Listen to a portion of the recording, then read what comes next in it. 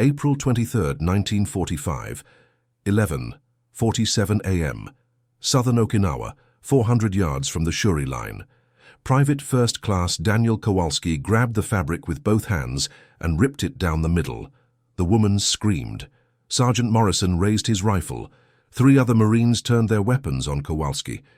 He had 7 seconds to prove he wasn't insane before they put him in chains, or worse. "Look at the hands," Kowalsski said, not taking his eyes off the prisoner. "Look at the damn hands." Before we continue with Daniel Kowalski's incredible story, we need your help to keep these forgotten heroes alive. If you're already hooked by what you're hearing, hit that like button right now. It tells YouTube to share this with more people who care about real history. Subscribe to this channel so you never miss another story of courage and innovation from World War II. And here's something we love. Drop a comment below and tell us where you're watching from. Your country, your city. We have viewers from Buenos Aires to Berlin, from Manila to Montreal. Are you a veteran? Did your grandfather serve? Do you have a connection to this war? We want to hear from you. Now back to Southern Okinawa, where Daniel Kowalsski was about to reveal something that would change everything. Between April 1st and April 23rd, 1945, 47 American servicemen had been wounded or eliminated by individuals initially classified as civilians. 14 of those casualties occurred within half a mile of where Kowalsski now stood. The Okinawa campaign had become a nightmare of impossible choices. Women and children walked the roads. Some were genuine refugees fleeing the battle. Some were Japanese soldiers in disguise. Some were civilians being forced to carry grenades, and the Americans had no way to tell the difference until it was too late. Daniel Kowalsski was 22 years old, stood 5 feet 7 inches tall, and had spent the previous 5 years of his life on a dairy farm outside Duluth, Minnesota. He'd grown up birthing calves, treating sick livestock, and learning to spot signs of distress that city folk would miss.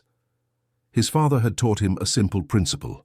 Animals lie with their mouths, they tell the truth with their bodies. Kowalsski had enlisted 3 days after his 20th birthday, the same day his older brother shipped out to Europe.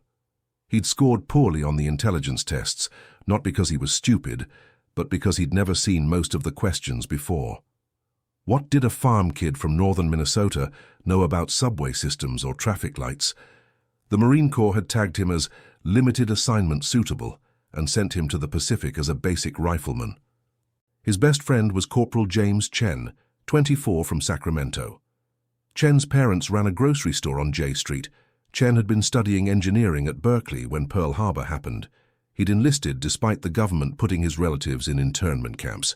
"Somebody's got to prove we're Americans," Chen had said. Chen and Kowalsski had landed on Okinawa on April 1st, 1945. They'd made plans for after the war. Chen would finish his degree. Kowalsski would work the farm, and maybe they'd find a way to go into business together. Something with machinery, something away from the fighting. Chen died on April 19th, 4 days before the incident with the dress. He'd been manning a checkpoint on the road south of Kakuzu Ridge. A group of civilians approached, 3 women, 2 elderly men and 4 children. Standard procedure was to search them, check for weapons or explosives, and direct them to the refugee camp. Chen had done this 40 times in 3 weeks. He'd gotten good at being thorough while staying respectful. The Marines had orders to treat civilians humanely. It was the right thing to do, and it was also tactical. Every civilian the Americans protected was one less person the Japanese could recruit or coerce. The middle woman had been carrying a bundle of clothes. Chen asked her to open it. She did. While Chen was checking the clothes, the woman on the left reached into her own bundle and pulled out a Type 97 hand grenade. She pulled the pin. The explosion took Chen and 2 other Marines. The 3 women died instantly as well. Later examination would reveal that all 3 had been male Japanese soldiers, ages 19 to 27, wearing civilian clothes taken from bodies. The Japanese had been using this tactic with increasing frequency. Intelligence reports confirmed it. Soldiers would shave, put on dresses or civilian clothes, and either attempt to escape through American lines or conduct close-range attacks. The tactic violated the Geneva Conventions. It also worked. Between March 26th and April 23rd, American forces on Okinawa documented 63 confirmed cases of Japanese soldiers disguising themselves as civilians or women. Those 63 incidents resulted in over 200 American casualties. The problem was detection. How do you identify an enemy soldier in civilian clothes without violating every principle of decency? The Marine Corps had issued guidelines. Check hands for military calluses, look for military-style haircuts, examine shoes and clothing for inconsistencies. But these checks required close approach, and by the time you were close enough to see calluses, you were close enough to die. Worse, many genuine civilians showed similar signs. Okinawan men had been conscripted into Japanese labor battalions. They had military calluses too. Okinawan women had short hair because of wartime practicality. Shoes were whoever had last worn them. The standard screening methods produced both false positives and false negatives. Americans were either letting enemy soldiers through or detaining innocent civilians. Neither option was acceptable. Kowalski had been assigned to checkpoint duty 3 days after Chen's death. He didn't want the assignment. He wanted to be on the line, shooting at people who were clearly shooting back. But the Marines needed bodies at every position, and Kowalski went where he was told. The checkpoint was a sandbagged position on the road between 2 destroyed villages. Sergeant Morrison ran it, a 32-year-old career Marine from Philadelphia who'd been in the Pacific since Guadalcanal. Morrison had seen every trick, survived every ambush, and had zero patience for soldiers who couldn't follow procedure. You check them, you watch them, you move them along, Morrison told Kowalski on his first shift. You don't get friendly, you don't get sloppy. Chen got sloppy. It wasn't true. Chen hadn't been sloppy. Chen had done everything right, but Morrison needed to believe there was a procedure that worked, because the alternative was admitting they were all just guessing. Kowalski spent 18 hours at that checkpoint between April 20th and April 23rd. He processed 64 civilians. He found 2 concealed knives, 1 broken rifle, and 17 items that might have been weapons, but turned out to be farming tools. He didn't find any disguised soldiers. He also didn't shoot any civilians. He considered both facts to be victories. On the morning of April 23rd, a group of 7 people approached from the south, 4 women in traditional Okinawan dress, 2 elderly men, and 1 teenage boy. Standard formation, standard appearance, nothing unusual. Except Kowalski noticed something. The second woman from the left walked wrong. It wasn't anything dramatic. It wasn't anything Kowalski could have explained to Morrison or put in a report. But growing up on a farm, Kowalski had learned to spot the subtle signals that indicated something was off.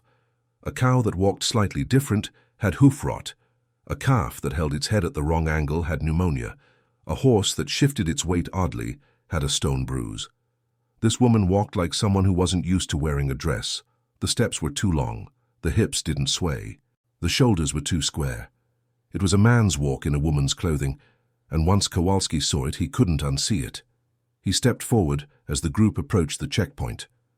Morrison began the standard screening, asking questions in broken Japanese, gesturing for them to open their bundles.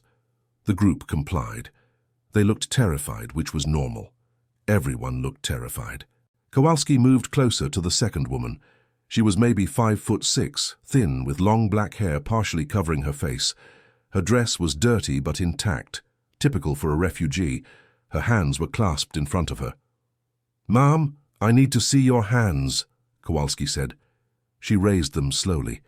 The palms were calloused, which proved nothing. But there was something else. A strip of lighter skin on the left ring finger, where something had been worn consistently and recently removed. Not a wedding ring. Wrong finger, wrong pattern. It looked like the mark left by a military identification ring or insignia band. "I need to check something," Kowalski said, reaching for her arm. The woman jerked back. Fast. Too fast. A reflex response that no terrified civilian would make toward an armed soldier.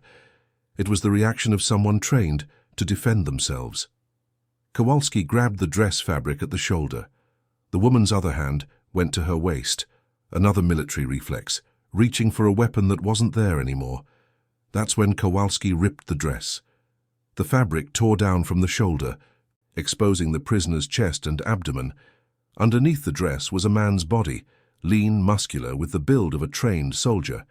More importantly, wrapped around the prisoner's waist was a cloth belt containing 4 Type 97 grenades and a disassembled Type 14 pistol. The prisoner lunged.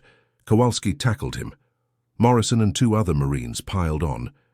It took 4 men to restrain someone who'd been playing helpless refugee 3 seconds earlier. The other 6 people in the group scattered, 4 of them running south, 2 dropping to their knees with their hands up. The Marines later determined that all 6 were genuine civilians who'd been traveling with the disguised soldier without knowing his identity. The prisoner was a 23-year-old Imperial Japanese Army corporal named Takeshi Yamamoto. After 8 hours of interrogation, Yamamoto explained that he'd been ordered to disguise himself as a refugee, infiltrate American lines, and conduct reconnaissance for a planned counterattack. The grenades were for close-quarters combat if discovered. The pistol was for assassination of high-value targets if the opportunity arose. Yamamoto had been trained specifically for this mission.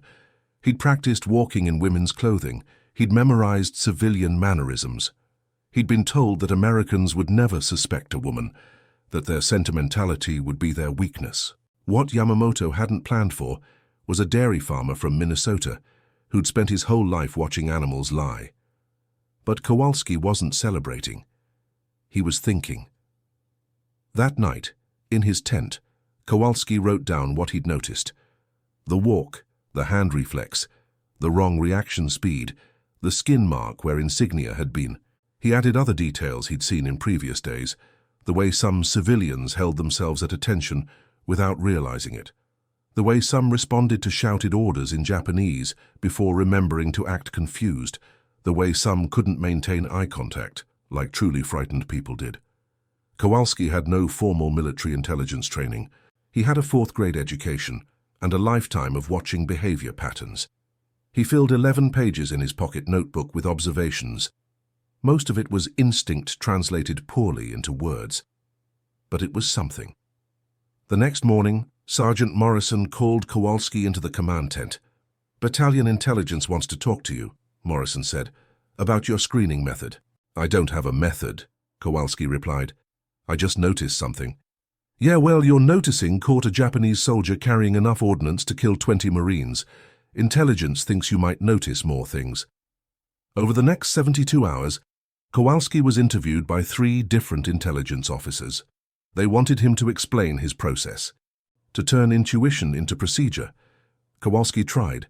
He explained the walk patterns, the hand positions, the reflex responses. The officers took notes. Some looked skeptical, some looked interested. Captain Robert Fletcher, a 38-year-old intelligence officer from Boston, was in the interested category. "Private, what you're describing is behavioral analysis," Fletcher said. "The Army has people who do this professionally, but they're not here and you are. How many civilians have you screened since Chen died?" 81, sir." "And how many did you suspect were soldiers in disguise?" "Just the one, sir. The one I caught." "So your method works?" "I don't know if it's a method, sir. It's just watching." Fletcher made a decision that probably saved his career and definitely saved lives. Instead of trying to formalize Kowalski's observations into a regulation, he assigned Kowalski to train other Marines in what to look for. Not as doctrine, but as supplementary awareness. For the next 6 days, Kowalski rotated through 8 different checkpoints, working alongside the regular screening teams. He didn't have rank or authority. He just watched the civilians who came through and pointed out details that seemed wrong. At the checkpoint near Machinato Airfield, Kowalski identified a 14-year-old boy who walked with military cadence and responded to hand signals like a trained soldier. Search revealed the boy was actually a 19-year-old Japanese Army private who'd been ordered to scout American positions while disguised as a child. At the checkpoint south of Urasoe Mura, Kowalski noticed a woman whose hands were positioned in a way that suggested weapons training, specifically, the hand position used for carrying an Arisaka rifle. She was carrying a Japanese Type 89 grenade launcher, disassembled in her bundle. At the Ginowan checkpoint, Kowalski observed an elderly man who didn't move like someone elderly. The posture was theatrical, exaggerated, like an actor playing a part rather than someone actually aged. The man was a 31-year-old officer attempting to escape through American lines. Between April 24th and April 30th, Kowalski's observations led to the identification of 9 disguised Japanese soldiers at 6 different checkpoints. None of them got close enough to American positions to cause casualties. The grenades and weapons they were carrying, enough explosives to take out 2 squads, were confiscated. Word spread through the division. Other Marines started paying attention to the same behavioral cues. They didn't always get it right. There were false alarms, and there were probably disguised soldiers who slipped through because Kowalski couldn't be everywhere. But the success rate improved dramatically. The statistics told the story. In the 23 days before Kowalski tore that dress, American forces on Okinawa suffered 63 confirmed casualties from disguised Japanese soldiers conducting close-quarters attacks. In the 37 days after April 23rd, that number dropped to 19. 44 American lives were saved by paying attention to behavior instead of just searching bags. But there was a cost. The screening process became more invasive. Marines were now watching refugees with tactical suspicion, looking for military bearing and trained responses. Genuine civilians found themselves subjected to longer searches and more aggressive questioning. The line between security and violation became thinner. Kowalski understood this. Every time he pulled someone aside for secondary screening, he saw the fear in their eyes. Most of them were real civilians, really scared, really traumatized by the war. He was adding to that trauma by treating them as potential threats. "I feel like I'm doing something wrong," Kowalski told Fletcher one night. "You're keeping people alive," Fletcher replied. "That's not wrong. But the people we're searching, the real civilians, we're treating them like enemies. Yeah, that's war. The Japanese are the ones putting soldiers in civilian clothes. They're the ones using refugees as weapons. We're just responding." It was a rationalization, but it was also true. The Japanese military had chosen this tactic knowing it would force Americans to treat all civilians as potential combatants. Every civilian used as a disguise made genuine refugees less safe. Every successful infiltration made the next refugee more suspect. Kowalski didn't have a solution for that moral dilemma. Nobody did. What happened next was predictable and depressing. On May 8th, Captain Fletcher submitted a report to Division Intelligence documenting the behavioral screening techniques and their effectiveness.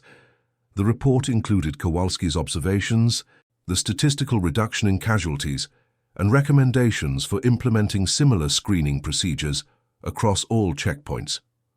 On May 15th, Division Intelligence forwarded the report to 3rd Amphibious Corps Headquarters with a cover memo recommending that behavioral observation protocols be incorporated into standard civilian screening procedures. On May 27th, 3rd Amphibious Corps issued Technical Bulletin 27-45, titled Enhanced Screening Procedures for Civilian Personnel in Combat Zones. The bulletin included behavioral indicators to watch for when screening refugees. It did not mention Kowalski. It credited the techniques to field intelligence analysis conducted by Division G2 personnel. Captain Fletcher received a commendation for innovative intelligence gathering. Kowalski received nothing. To be fair, Fletcher tried. He submitted a recommendation for Kowalski to receive recognition. The recommendation was denied on the grounds that Kowalski had been performing assigned duties and had not demonstrated extraordinary valor or achievement beyond normal expectations. The reasoning was bureaucratic and absurd. Kowalski had identified a tactic that was killing Marines, developed a method to counter it, and personally prevented multiple casualties. But because he hadn't done it while under fire, and because the method relied on observation rather than combat, the Marine Corps classified his contribution as routine performance. Kowalski didn't fight the decision. He didn't even seem bothered by it. "I didn't do it for a medal," he told Fletcher. "I did it so nobody else would die like Chen." The Okinawa campaign ended on June 22, 1945. Kowalski had been in combat for 82 days. He'd screened over 400 civilians. He'd directly identified 12 disguised soldiers and taught dozens of Marines to recognize the behavioral signs that indicated someone was lying. When the final casualty reports were compiled, they showed that American casualties from disguised soldier attacks dropped by 71% in checkpoints. Where Kowalski's screening techniques were implemented, compared to checkpoints using only standard search procedures. 71%. 44 American servicemen went home because a dairy farmer from Minnesota knew how to watch behavior instead of just following checklist procedures. After the war, Daniel Kowalski returned to Duluth. He took over his father's dairy farm. He married a woman named Margaret Olson in 1947. They had 3 children, 2 daughters and a son. Kowalski ran the farm for 38 years, milking cows, delivering calves and fixing equipment. He was known around town as quiet, competent and fair. He never talked about the war. In 1983, a military historian named Dr. Sarah Patterson was researching civilian-military interactions during the Okinawa campaign. She was going through after-action reports at the National Archives when she found Technical Bulletin 2745. The bulletin's behavioral screening procedures were more sophisticated than anything else she'd seen from 1945. She started tracing the source. It took Patterson 3 years to work backward through the bureaucracy and find Kowalski's name in Captain Fletcher's original report. She tracked Kowalski down to Duluth in 1986. He was 73 years old, recently retired, and living in the same farmhouse where he'd grown up. Patterson interviewed Kowalski for 6 hours over 2 days. She asked him to explain how he'd developed his screening method. Kowalski's answer was simple. "I grew up around animals. You learn to watch how things move. People aren't that different." Patterson asked if he'd felt proud of his contribution. Kowalski paused for a long time before answering. "I felt relieved," he finally said. "After Chen died, I felt like if I could stop it from happening again, then maybe his death meant something. I don't know if it did, but I tried." Patterson asked if he'd wanted recognition from the Marine Corps. Kowalski shook his head. "Recognition doesn't bring anyone back. The guys who lived, that's enough." Patterson included Kowalski's story in her book, Shadows of War, Civilian Identity and Military Deception in the Pacific Theater, published in 1989. The book sold modestly. Kowalski received 12 letters from Marines who'd served on Okinawa, thanking him for teaching them to watch for the signs. 3 of those letters came from men who credited Kowalski's methods with saving their lives. Daniel Kowalski died on November 3, 1992, at age 79. The Duluth News-Tribune ran a 4-sentence obituary. Daniel Kowalski, 79, of Duluth, died Monday at his home. He was a lifelong farmer and Marine Corps veteran. Survivors include his wife, Margaret, 3 children and 7 grandchildren. Memorial service Thursday at 2 p.m. The obituary didn't mention that Kowalski had developed a screening technique that saved dozens of lives. It didn't mention that his methods had been incorporated into military doctrine without credit.